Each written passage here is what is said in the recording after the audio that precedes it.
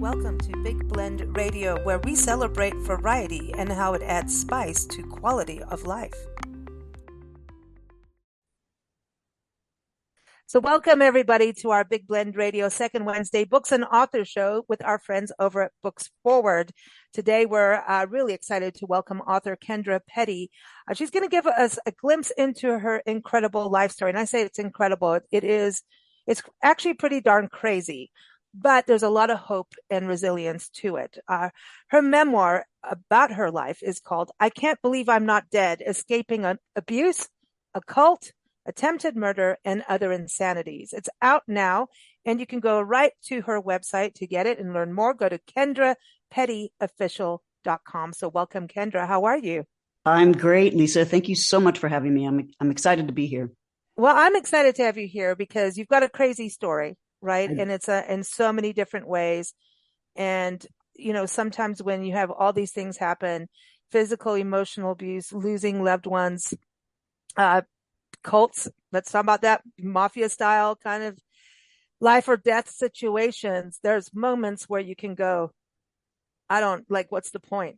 Right. And you have to kind of realize like, you still belong here, and it's weird because you can don't you go through all those different parts of your psyche of like pity party, because you kind of have to let off go, but you can't have a pity party for long, depending on the circumstance, right? Those Absolutely. Different emotions. Absolutely. Yeah. A lot of emotions, but I've always been a big believer in not getting stuck. I think so many people are survivors and they go through trauma and they go through tragedy and they get, PTSD and they get stuck in that. And I've always tried to never get stuck, never sit in anger or blame or woe is me. And that's the first step really in moving beyond any trauma or tragedy and moving out of, moving into healing.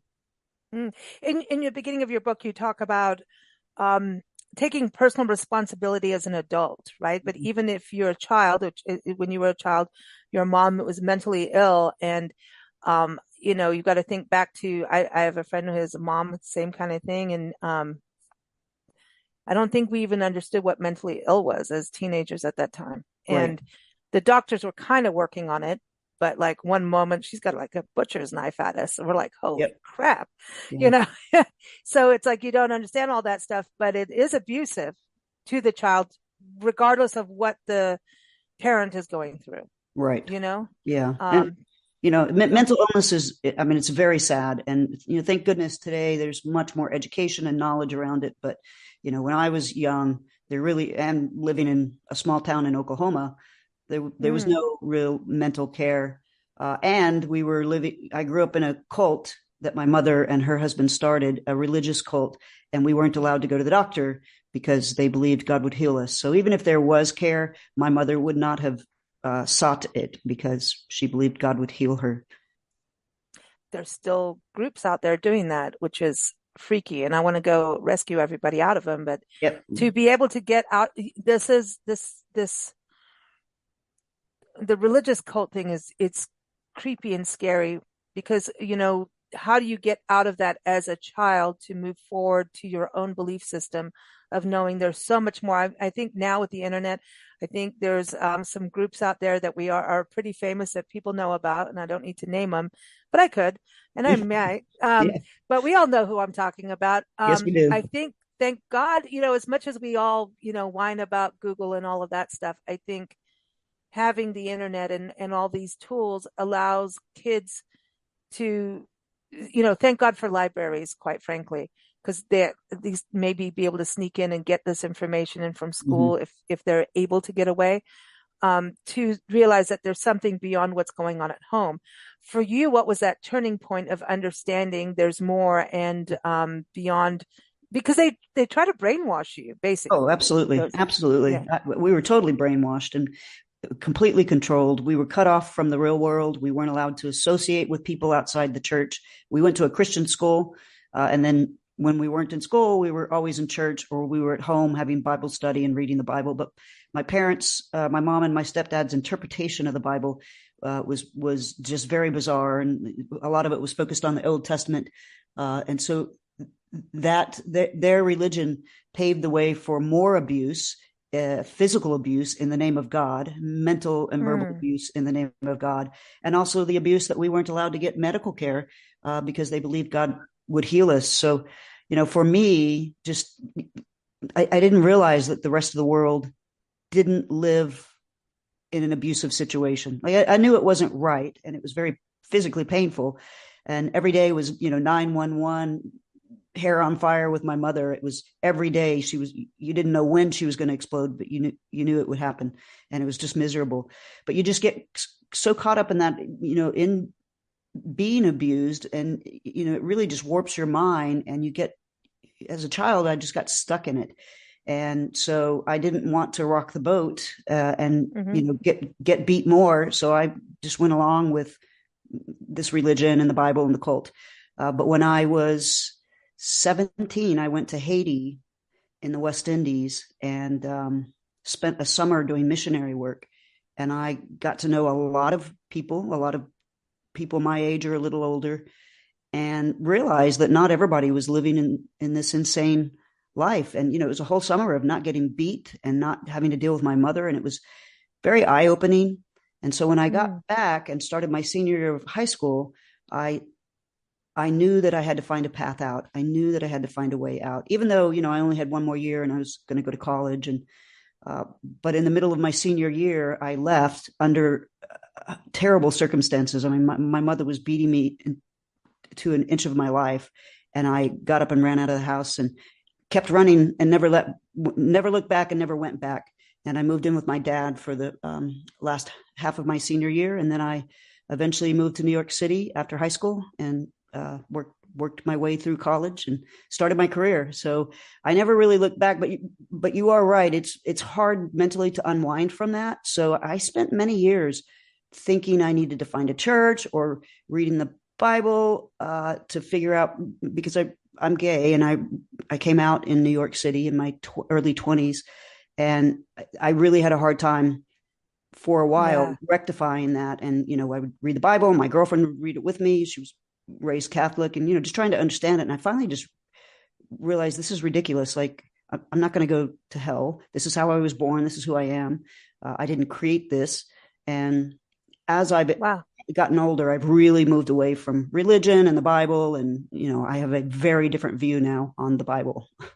Yeah, I bet. I was going to ask you about that. I was like, okay, I know. And what's sad is, for those who are believers and for them, it's hard to, like, it's like what your parents did is ruining it for those who are believers, and who are Christian or, different beliefs, really, Hindu, whatever, it's a belief system. But when you push your belief system, I was very lucky in that, I went to all kinds of churches, because in boarding school you had to, like, I went to 1 year in boarding school in South Africa, and if you go, you have to go to church. And we had 50 churches.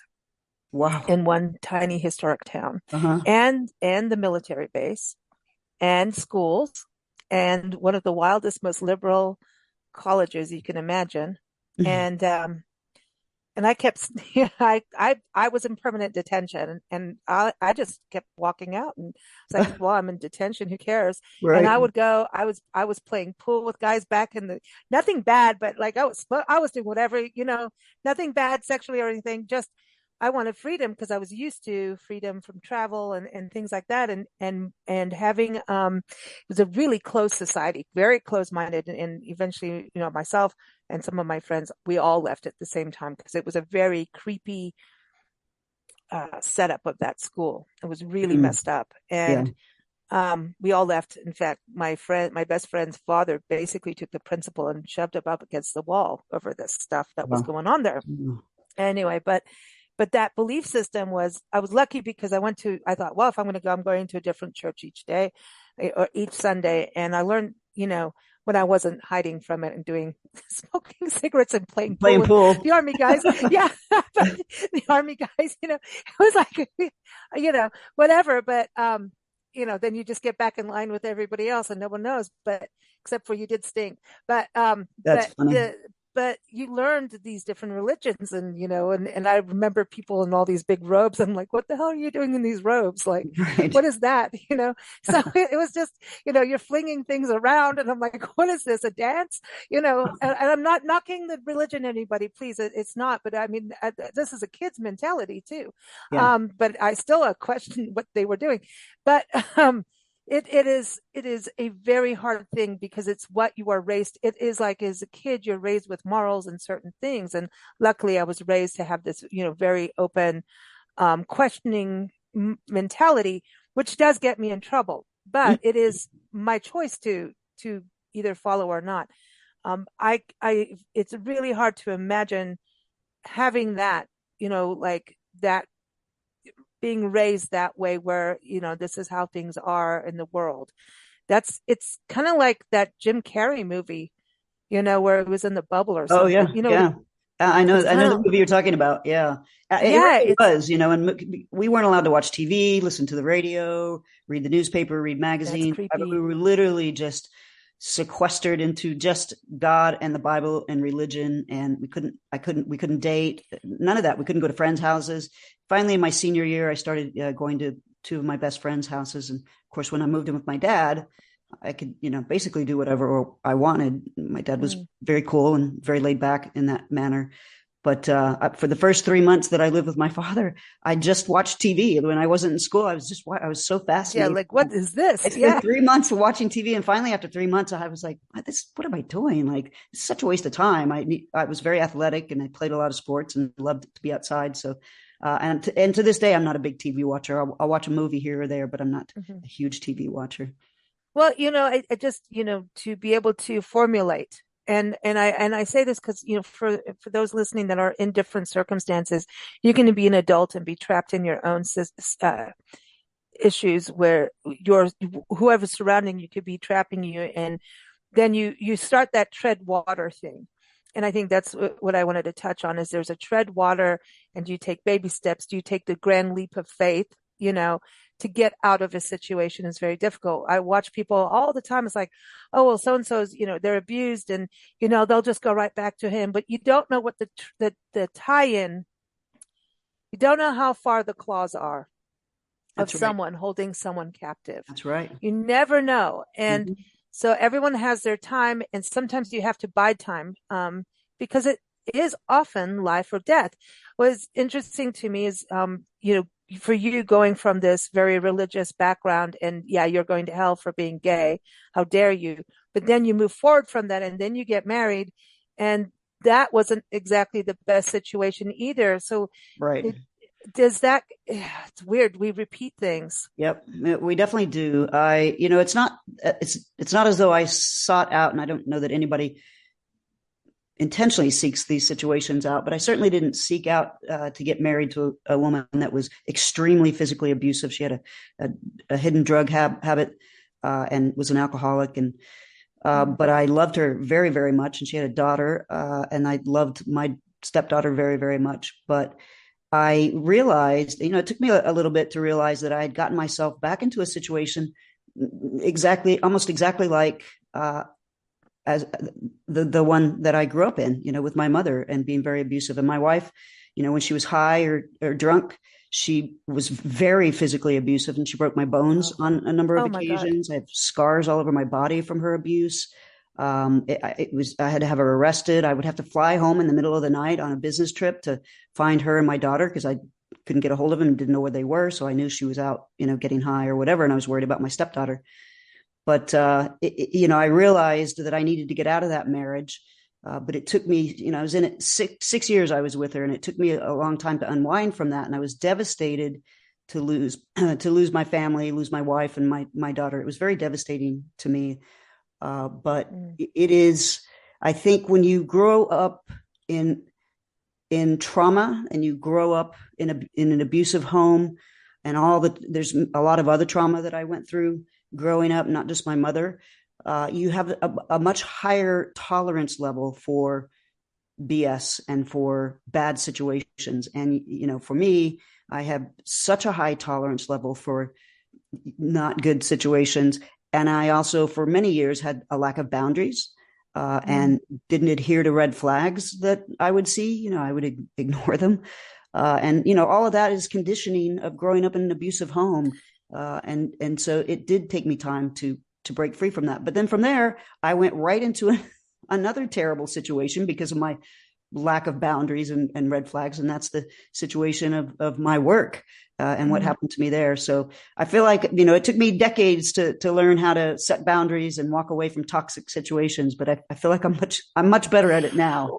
Well, I know you worked with some people that you basically, we could say, is like the mafia, and there's, I call them, there's gangs around the world, right? There's gangs, there's cults. They're all the same to me in different, some of it, like when people talk about emotional abuse, I find emotional abuse almost worse than physical abuse. There's, and really all of it is depending on how the person who's the victim taking it. Some people, physical abuse is worse. Everyone's individually different. And sometimes people get into a victim game which is sad. It's probably, first I wanted to say sickening, but people go through it as part of going through processes, right? Yeah. Everybody's at a different stage of however they're healing, of whatever they're healing. Because life, no matter what, I don't care who you are, it ain't all a bed of roses. And that's why there's thorns on roses to remind us about that. And, red roses are often red flags. But, going through these different situations, part of it is possibly understanding that you've dealt through that. So you almost become this thick-skinned superhero to get through situations. So when you see another thing, it's like, oh yeah, life is like that. So who cares? You know what I mean? Because I've handled this before I can do anything. Right. Yeah. I mean, I think it's made me more empathetic for sure. But I thank goodness I was born with just this incredible internal strength, just very strong will. Not everyone's born with that. So I was very, very fortunate to be born with that kind of inner strength. And then I think, just this continuous cycle of trauma and tragedy that continued to happen to me, it just made me stronger, definitely made me stronger, but it's given me the ability. And, that's why I wrote the book. Well, I wrote the book for me and I used a ghostwriter. And when I first hired her, I told her I did not want to publish this. I just need to document my insane life. It's been crazy and it's been so much trauma and so much tragedy. And as we moved through it over the 3 years that it took us to write it, she was really pushing me to publish it. She's a published author herself.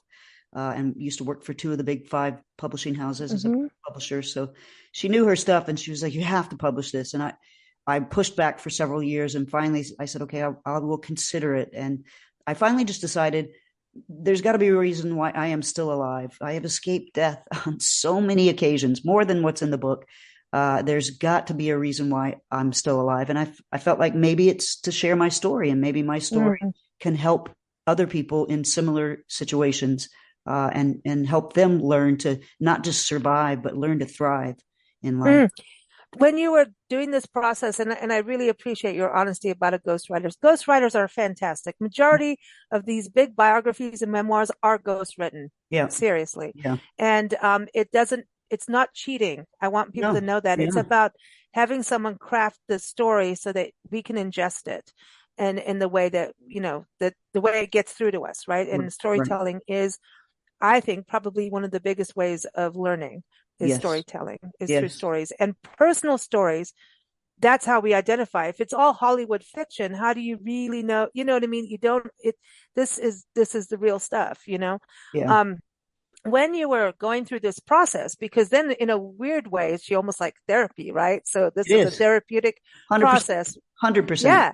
I didn't even realize how therapeutic it would be. It was very hard. I mean, 3 years of having to talk about all the things I went through. And I never, growing up, we were not allowed to show emotion. We had to be very even keeled, even though my mother was more emotional, for all of us. She represented just an extreme amount of emotion, but we had to be deadpanned, no emotion. And we did not talk about anything other than school and the Bible and God. And so I didn't grow up talking about things. And so as an adult, I didn't talk about the things I went through. And I have friends that I've been friends with for 25, 30 years. They read the book and they were like, oh my God, like, how did I not know any of this about Yeah, you? yeah. You're like one of my best friends. And I said, I just don't talk about it. So having to talk about it with Jessica, my ghostwriter, because we would have sessions on the weekends, and in the evenings where I would just talk and I would just share my stories and the things that I had been through, and she would record it, and then she would have it transferred, Right. into writing, and then she would put it in a methodical order. But I read and reread this book so many times. I talked about it, and then I had to read it and edit it and Oh, re-edit it. I was very God. involved in the editing process, and it was extremely painful. There were some Saturdays where I had to go, Saturday afternoon. It was just so emotional and hard. I had to go make a cocktail to get through the rest of the I'm day with of you. Yeah, editing. because it is. Well, I talk, I've had things happen in my life and, worked and worked and worked on it. And then, we'll do an interview or something. And I remember a few interviews coming out on some things and going, oh my God, now I have to, like, you remember everything. So Yeah. your memory, you start to remember things, then you question your memory Mm-hmm. and, but then you relive it. Mm-hmm. And so I just want to say thank you for writing everything or Oh, putting your thank you. story out there, because I know that pain is so hard to keep reliving and reliving and reliving and reliving, because it makes those things bigger in a Yeah, way, it right? really does.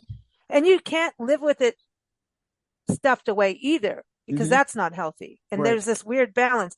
But through this process, do you see that when you are a survivor, and then you also have, survival of cancer, you've been through a ton.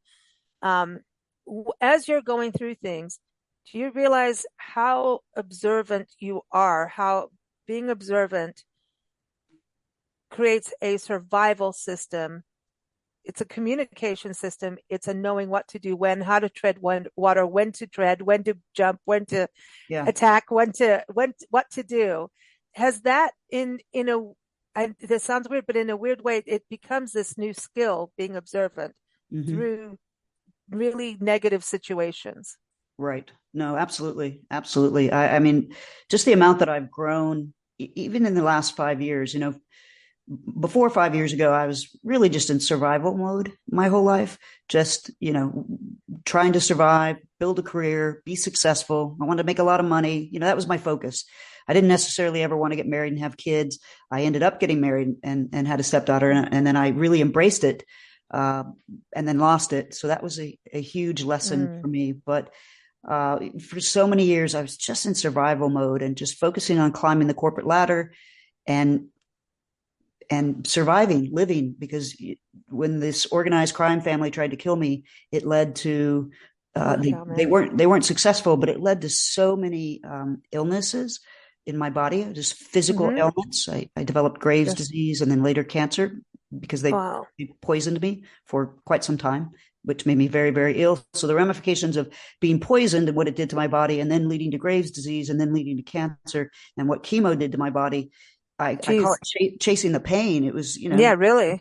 15 years of just trying to stay physically healthy and functional. And, I work at a really high level in terms of the amount of work that I do and the speed of which I do things. And so I carry a lot and I'm always very busy. And my friends are like, how do you go so much? And I think it just goes back to the inner strength that I was born with, and just learning after each trauma that I went through, learning how to pull myself out of it and move forward. And the last 5 years, particularly when I hit a wall 5 years ago and said, this has got to stop.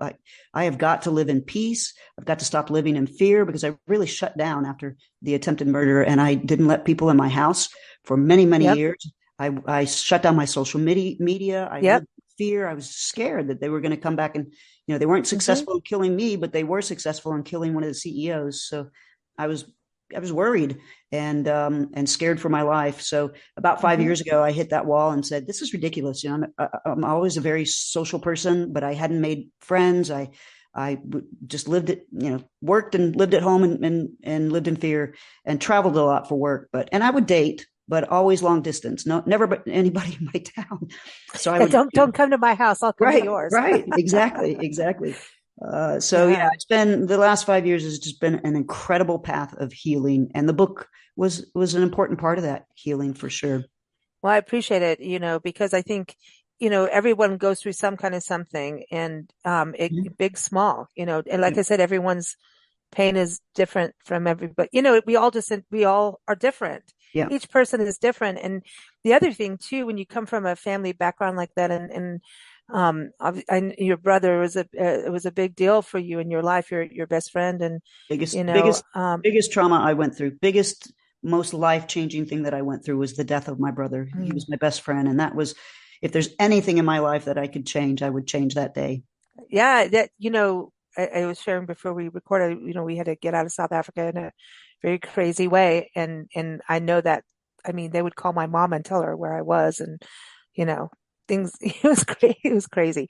But anyway, we get over here and I think it was a couple years back in this country and, my mom's brother, and she comes from a very abusive family, incredibly insane, Hmm. just crazy. And her brother and her, they were the pair out of the six kids. These two, they had each other's back through all the abuse. And they would get it the most because they were in the top three of, being elder in the Right, family. And but it was traumatizing to the other kids. They were hmm, watching it, right, you right. know. So there's all that weird, it's just a sick mess, Yeah. And her brother died while we were here, or Oh, they were close, but he was murdered. And we oh my found out God. on TV. It was like, what the No, hell? that's And horrible. it was probably, when you lose someone like that, like your brother, that's such a rock in your life where you feel like, okay, we can get through things Hmm. together. We've got Hmm. each other's back. Hmm. It's very hard when when life takes the person who's got your back away. Like in the Yes. beginning, you would talk about you guys, playing on the chair and twirling around Hmm. and with the masking tape and knowing you don't even have to talk to know what to do. That's Yeah. what I was talking about, that awareness, the Hmm. observance, where you can have that communication that is so deep and raw that no one, you know what I mean? It's Yeah. so pure. And my mom and I have that where we can look at each other. We don't even have to look. I can feel her waves in a room.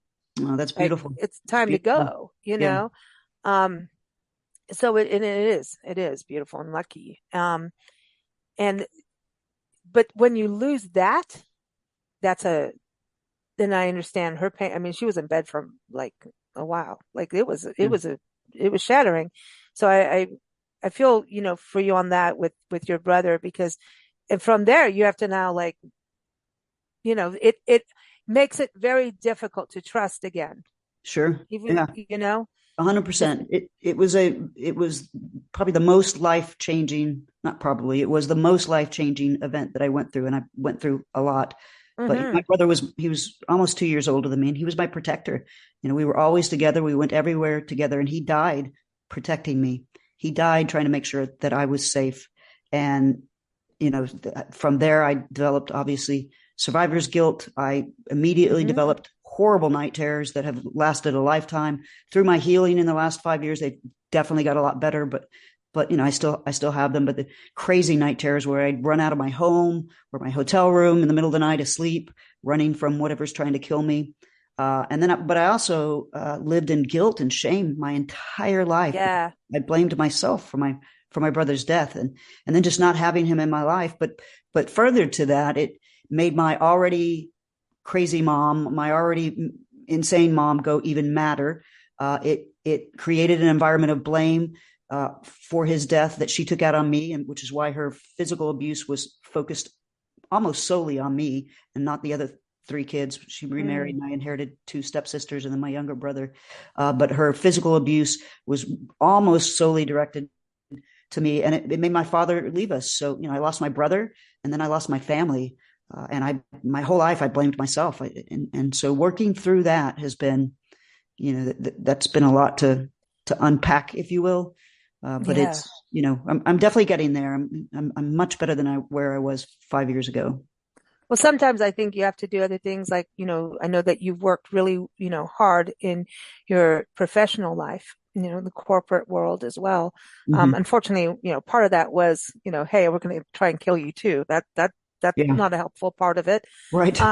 But being good at a career helps you focus on it. It's part of moving forward, right? It's Absolutely. like you're busy and not. That's why I was saying at the beginning that I should never use the term pity party, but it is. You either sit and wallow in it. You're allowed to have a moment because you need to let it out. But in survival, you can't stay there. You Yep. can't. Yep. You Yeah. have to move forward. And we do it in different ways. And some people, it becomes substance abuse. Many people, Yeah. it becomes some other form of abuse. And that cycle will continue. Hmm. And that's what's so sad to me about all of these kinds of situations in life. It like one person, Nancy and I were talking about it. We have a friend, this is a whole other story, but I was talking to her last night. I said, can you believe this one person screwed up this many lives and Mm. it's still going? This Wow. one abusive son of a, you know what, Hmm. did this. And to this day, we're talking almost 30 years later, that cycle has just blown and blown and blown and It's blown in horrible. certain family members who don't realize. And I'm going, hey, dudes, this is what's going on. Right. I can see this is the cycle, but no one wants to hear the reality of it because they're not in a place to hear it because now they're adult, Yeah. but they're becoming that. Hmm. It's very creepy. You got Like, to you got to stop the cycle. I mean, you absolutely have to stop the cycle. And I feel, I definitely did that. I stopped the cycle of abuse. I right did not on. I did not succumb to any addictions. I guess if you maybe I was a workaholic, but that was the only holic I was. That's a healthy thing because you're learning all the time and you're putting Right. yourself in different situations and challenges and when you go through challenges, even if you fall down, it teaches you to get back up again, right? And that's Mhm. all in your story is you just keep getting back up, Yes. Yeah. and I really appreciate that. And I want people to understand, like, you can get back up. There's always a Absolutely. way out. Sometimes it's not immediate, but have that inner strength to move forward. Have hope. It doesn't, and don't think that if a bunch of crap keeps happening, that it's the end of your life, you Right. know? Yeah. Don't get Well, it stuck. could I mean, be, that's you know what I mean? It could be, but like if you know what I mean? yeah, Like it it, could be, but yeah, it might not be. But in the meantime, my message is always do not get stuck, but also don't get stuck in self pity. I got stuck in living in fear. I did let myself get stuck after the attempted murder, and for many many years I lived in fear. hmm And again, publishing this book and writing about that situation has helped shake some of that fear off. And I through my healing process, I learned that I needed to let my walls down and let people back in and try to learn to trust and try to learn to love again, because love is so hmm important. Loving my friends, loving my family, loving the one my partner, if I'm with a partner. So, yeah, and a good belly laugh, man. I don't care how big or small a yes, belly is. yes, That is priceless because you're it letting it is. out. That is That like is, there's certain things in life it, that a it good really laugh is is. everything. Laughter and humor is so important. My dad's very funny. My brother's very funny. I used to be very funny, but through all that I went through, I really lost my humor. So I'm trying to get it back. But that Oh, is just use sarcasm. Sarcasm is right. it. Listen, I'm so sick of all these comedians being shut down everywhere. And I'm like, come on, let it out because we all Right. need to have some of Right. that, Right. that edge. Most comedians are sensitive and gone through hell and back, Yeah. right? Yeah. And they're just venting it out and we all need a good vent. I mean, Yes. can we just bring George Carlin back? I don't know, but I'll get in trouble again. But I wanted to just before you go ask you this because we're in a very interesting business environment of the Me Too movement, and I just actually did recently an interview with an attorney that's on our show every month about the bro culture, Mm-hmm. and Mm-hmm. we were talking about that. And I said, well, can the bro culture actually affect gay people in the workplace? He's like, holy crap, we're in California, we're not that bad. I'm like, well, um, you know, so I was just thinking that, the culture is changing, but with everything you've been through in business, can you sit and look at someone and know, oh, you're that way, and Mm-hmm. then know how to handle it from there, from past experiences, like understand if someone's a leader in something or if someone's trying to manipulate, because I think that's the worst to me is Yeah. the manipulation. Manipulators. Yeah. Yeah. I definitely, I'm a very good reader of people. I think it was something I was born with, and I've really honed that. But I'm a really good reader of energy and people. And in business, I have definitely learned, I call it tap dancing. I've definitely learned how to tap dance with different personalities to make sure that, you're catering to whatever personality that is. But I have to tell you, the culture, I work in almost a completely male dominated industry. And I have worked in 180 cities, managed 180 cities in my career in different regions and territories and companies that I've run. And the worst place that I saw the bro culture was in Southern California. It was, Wow. And he's in Southern California. yeah, it was insane. And Yeah. Because I said to him, I mean, I've gone through some of that in this country, and I said, well, you'll have a bunch of guys all whispering in the corner. He goes, "Oh my God, I never thought about it. It does happen. It's true." You oh know, yeah, and then I said, well, but what about if you are a gay man? That's what I was getting to. It's like, for a gay man, and then there's bro culture in the same office. How is that? He says, yeah, well, most people are pretty open here now. I said, but that wasn't, and it's not all, it just depends. Not everyone's coming out as they want to or right, when they want to, right. I didn't for and years. For yeah, years, I didn't share my personal life at work unless it was just a couple of close friends. But because I was too afraid of the backlash, yeah, because I did work for an all male dominated company, and a I hate lesbian. that. It was hard enough to be a woman. Add to it being a lesbian, just no fun. But I just kept Mhm. at it. I kept my head down and I kept going and I kept climbing that ladder, and I refused to. I refused to back down. Yeah, I no. No. I don't know. Maybe I think Nancy and I've always just been like not good at working for anybody else because we just Mm-hmm. say like no. Right. Right. Yeah, it's We're hard. I just mean, listen, I have to say yes to things that I don't want to say yes to, but Mhm. I think that's just the way it is in the That's well, yeah. world. So We work for in your people. same company, it's the same thing. If it's your own company, you still have to do things. There's no such thing as going to work and not doing things you Right. don't want to do. I mean, there's clients or what, from Oh my there. But gosh. Yeah.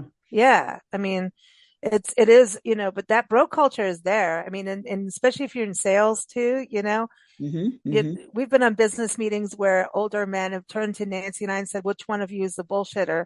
And I'm like the marketing person. And I'm going, excuse me, I'm just Right. like telling you what we do. Like I'm Uh, not that, it's just like, what did you say? Like what? And that's nothing compared to I know that's nothing compared to what you do in corporate land. hmm. Um, but I could write a few books on yeah, I think what you I've seen and should. I think you experienced. really should because Yeah.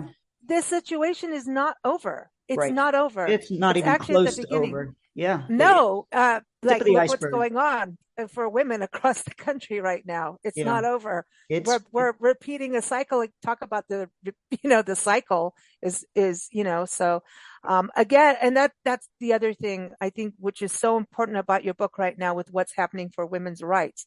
mhm. Um, it's very important because I feel like a lot of women are going to be trapped very soon, Mm. if not already, Yep. with what's happening. And um, it's a very, there's things out there in this country, and Nancy and I drive through everything in this country. We drive everywhere, and we go on those back roads, and we see what's going on. We Scary. we live where we go to, you Hmm. know.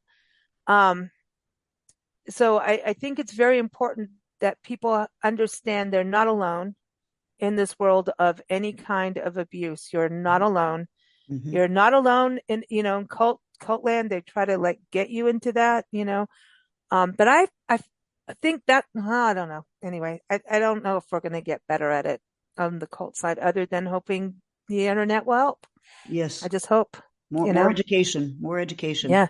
And more and books like yours, you people know? people realizing that there's more and better out there than whatever toxic situation you're in. There is a way out, and there is a better life for you. It's going to take work, but it can be had, and you don't have to just survive in life. You can learn. You can so many steps you can take to learn to heal yourself and learn to thrive in life. And Yeah, that's as you said in the beginning of the book, you can thrive. yep. And that's a thing, and you can always reinvent. You can always reinvent. You can go somewhere else, reinvent. You can do it. It's not poppycock, as they say. That's true. That's Not a hell of a poppycock. I word. like it. I like it. That's a hell of a word I haven't used in years, but it just feels good. It's important because I think that's the power of memoir and biographies. Is these are real, true life stories, and you're living. A lot of these times we hear stories, it's only once someone's passed on, and Right. you wrote it while you're alive and thriving. So this Yes. is perfect. So, thank you so much for the inspiration for those who Um, need it, and for really a hell of a good read. So oh, thank you. everyone, KendraPettyOfficial.com. And the book is out now, so go get it. It again is called I Can't Believe I'm Not Dead, Escaping Abuse, Occult, Attempted Murder, and Other Insanities. It's out now by Kendra Petty. We also want to thank our friends over at booksforward.com. Thank you so much, Kendra. Thank you, Lisa. This has been a lot of fun, and I really appreciate you letting me share my story with you. You bet. We appreciate you. Thank you. Thank you for listening to Big Blend Radio. Keep up with our shows at bigblendradio.com.